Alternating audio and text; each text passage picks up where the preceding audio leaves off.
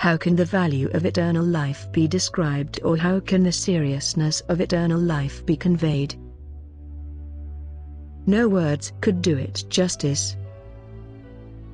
Living forever is about the hardest thing conceivable, so how can we really expect to succeed if we only put forth lukewarm efforts?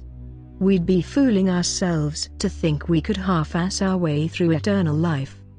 There is an old saying that goes, "Whatever you do, do with all your might." Especially concerning eternal life, we must strive for perfection.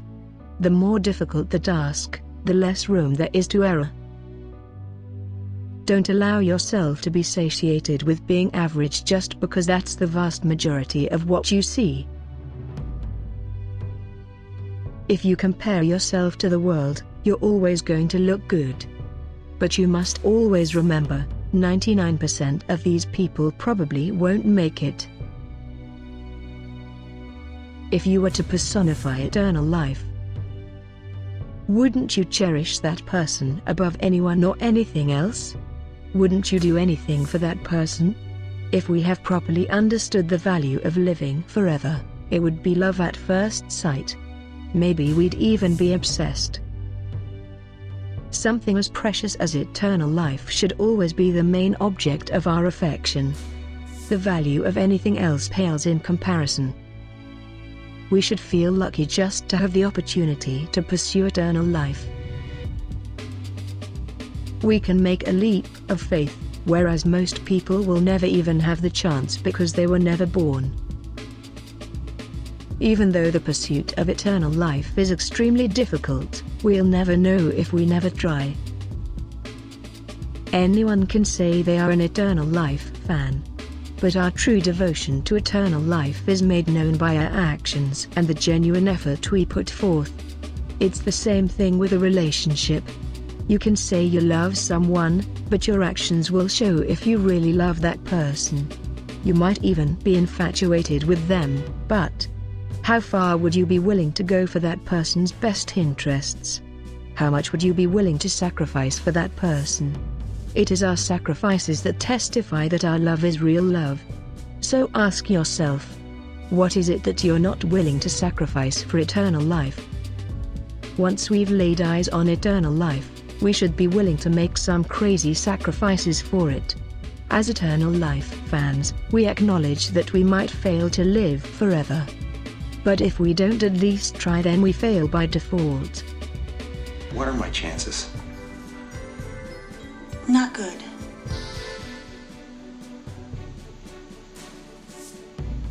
You mean not good like 1 out of 100? I'd say more like 1 out of 1,000,000.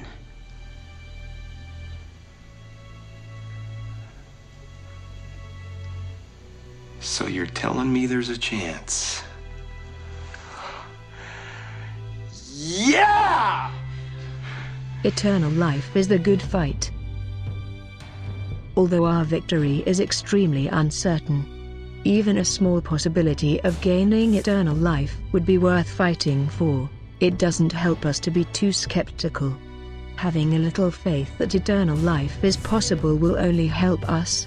Because, without hope, how could we have the necessary motivation to strive for our eternal life? Being a serious and devoted fan of eternal life often means feeling alienated from the world. And it can be sad for us when our friends do not share our same enthusiasm. Have courage. Be strong and continue on the path, and try to help other people. Never give up trying to convert people by showing them the value of eternal life.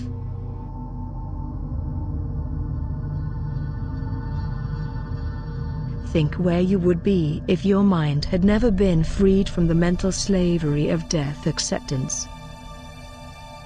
If you were fully submerged in deathist ideological brainwashing since childhood, wouldn't you want someone to pull you out and free you? If you were programmed for self-destruction, wouldn't you want someone to fix you? Don't give up on people. It is a difficult task to free a mind, but it can be done. People can change. Our identity is so closely intertwined with eternal life, that when people insult or reject eternal life, sometimes it can almost feel as if they had insulted us personally. But rather than feel angry, we should feel pity that someone isn't able to understand the value of eternal life. If someone doesn't want to live forever, it could be because they don't love their life so much, for one reason or another. Most people have some degree of suicidal tendency. Maybe they don't understand how good life can be because they had to endure much suffering and it's given them a bleak view of life. It's our job to show them that life can be good. There is love and kindness in the world, and people do care about their suffering. After all, people can't be expected to care much about eternal life if they don't even have their basic needs met. People are fragile beings. Many of us are emotionally and physically broken. We need to be fixed.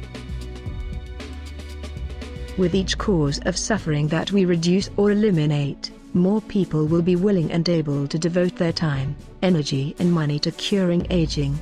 So, if you're a humanitarian in any way, shape or form, don't think that you're not making a difference to the cause of aging. All humanitarian efforts ultimately serve to speed up progress towards ending involuntary death from old age. Whenever you make the world a better place, please know that your labor is not in vain. Use your own unique skills and passions for the cause of eternal life, whether they help directly or indirectly. You're only powerless to make a difference if you convince yourself that you're powerless. Everyone can do something, and the combined sum of all our effort makes a huge difference. The life extension community has a stigma of being very selfish. For this reason, many people don't care about our cause to end aging. They are too distracted by all the suffering they see all over the world. As a community, we have to show the world that we care about the needs of the poor.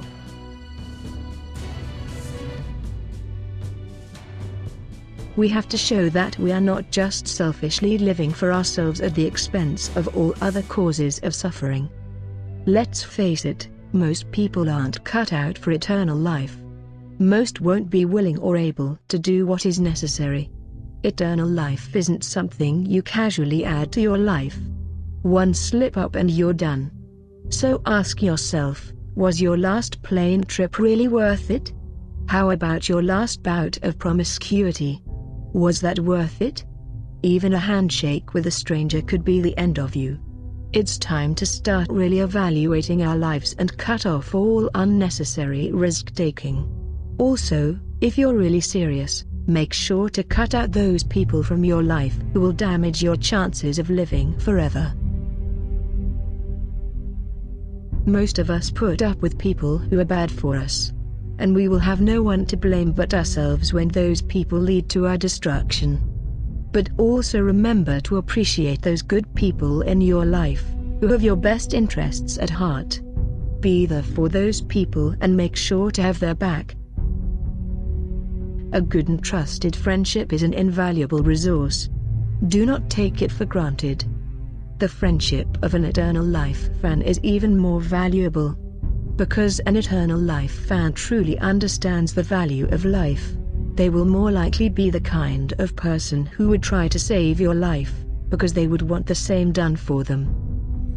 Where are you, Tank? Tank? Tinkerbell!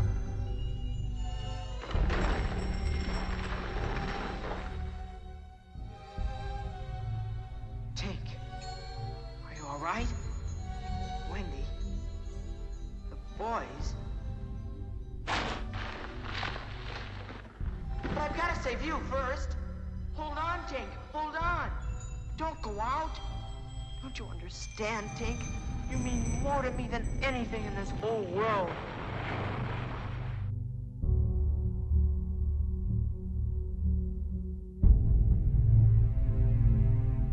Don't make the mistake of thinking eternal life will be some easy task. Eternal life is a struggle like no other. Eternal life is only for those people who have a fighting spirit. This is all-out war.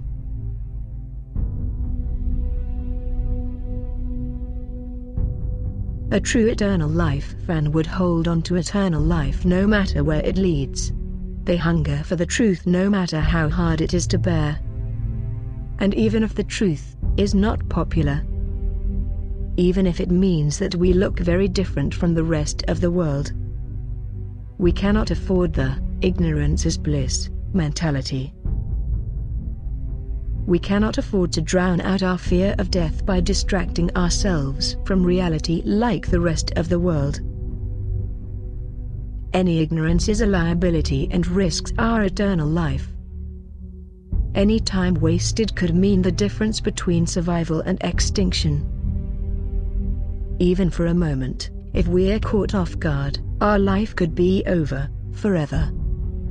Our opponent shows no mercy. Sometimes you just gotta get in there and get your hands dirty. Okay, who else wants a kiss? Most people live under delusions in order to cope with death.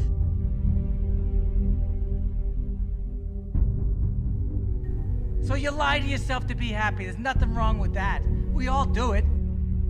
Most people numb themselves with one thing or another in order to forget. They would rather not pay attention to the big elephant in the room. That is the real possibility that death ends all conscious experience, thus making your entire existence meaningless.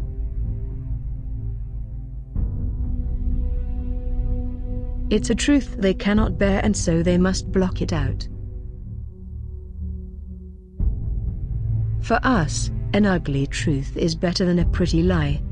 Comfort of mind is not our first priority.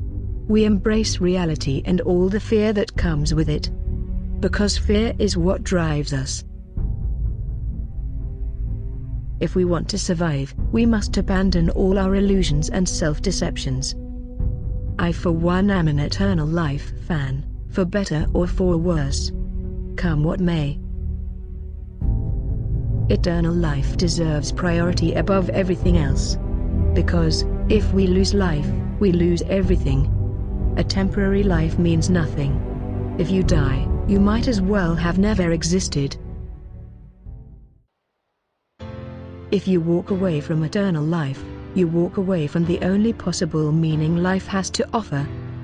If you found the love of your life, would you just walk away?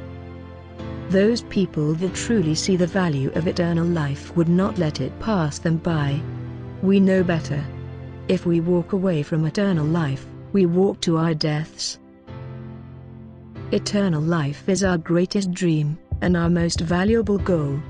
And we should never feel ashamed of how badly we want it, even to the point of obsession. Remember, people are going to look at you like you're the crazy one. But they're the crazy ones for accepting death. People will try to dull your enthusiasm and passion for eternal life. They will try to have you conform into the deathist herd. If being obsessed with eternal life is crazy, then I'd rather be crazy. As eternal life fans, if our being crazy is what helps us survive, why not embrace it? Eternal life is what completes us.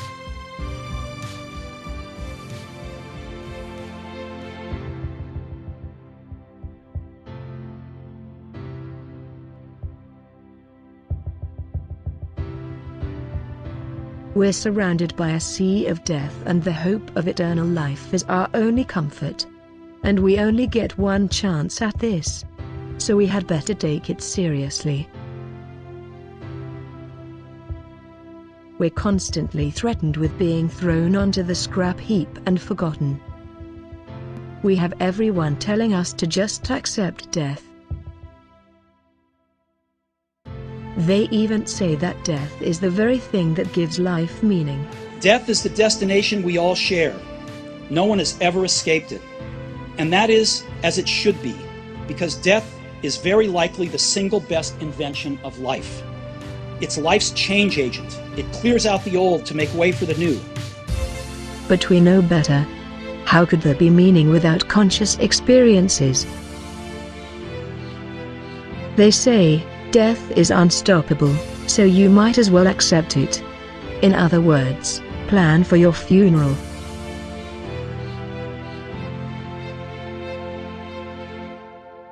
But I say, eternal life is the pearl of great price, and we should never give up.